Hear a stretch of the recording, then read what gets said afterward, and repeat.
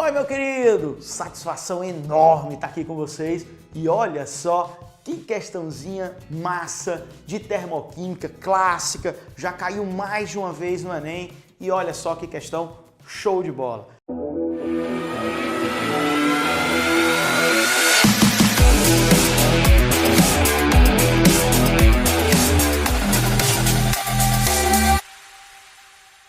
Essa questão de termoquímica diz o seguinte: nas últimas décadas, o efeito estufa tem se intensificado de maneira preocupante. Olha, não esquece, hein? Vou até olhar para você de mais de perto. Olha só, meu querido, o efeito estufa é a intensificação do aquecimento global.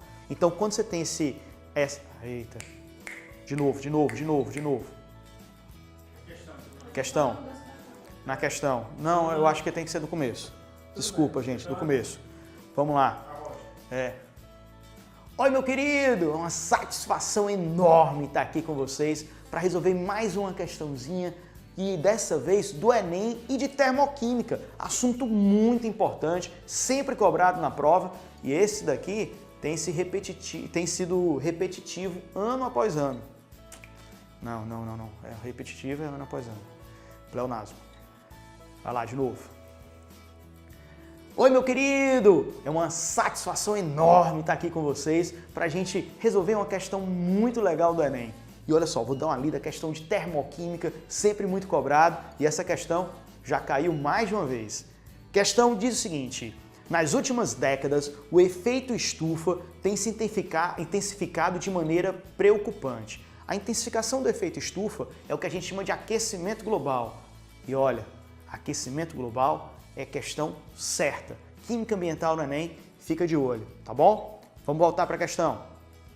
Bem, sendo esse efeito muitas vezes atribuído à intensa liberação de gás carbônico durante a queima de combustíveis fósseis para a geração de energia.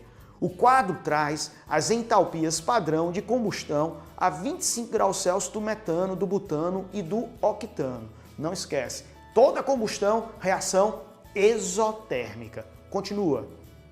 À medida que aumenta a consciência sobre os impactos ambientais relacionados ao uso da energia, cresce a importância de se criar políticas de incentivo ao uso de combustíveis mais eficientes.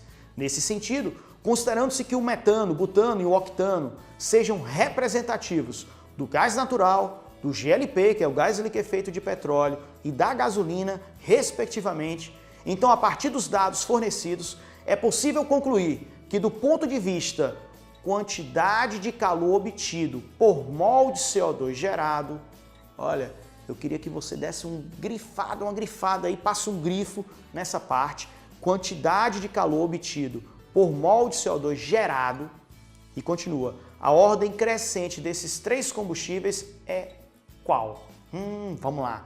Ele quer a quantidade de energia, quilojoules, gerada, liberada pela queima do combustível para cada mol de CO2. Ei, Mike, como é que eu vou saber quantos mol de CO2 são liberados? Se liga na dica. Olha só, você vai olhar para o combustível. No caso do metano, tem um carbono. Se ele só tem um carbono, vai formar apenas um mol de CO2, que também só tem um carbono.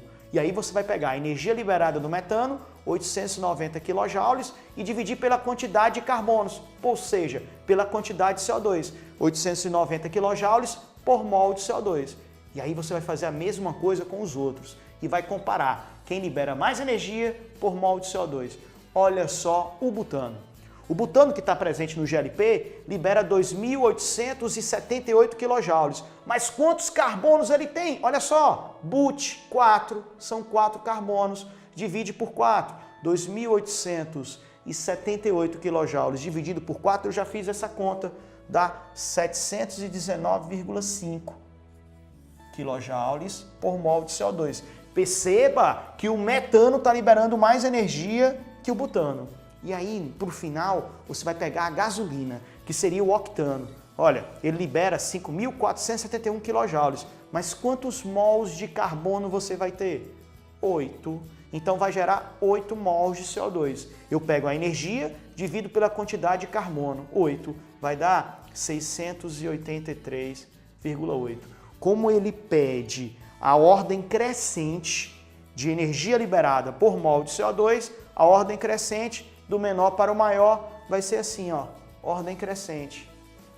Octano, gasolina, butano, GLP, metano, gás natural veicular. Gabarito aí, gente, letra A, de amor e de aprovação. Show de bola! A gente volta já já com mais dicas e mais questões, tá bom? Tamo junto e não esquece, eu tô com você focado no Enem.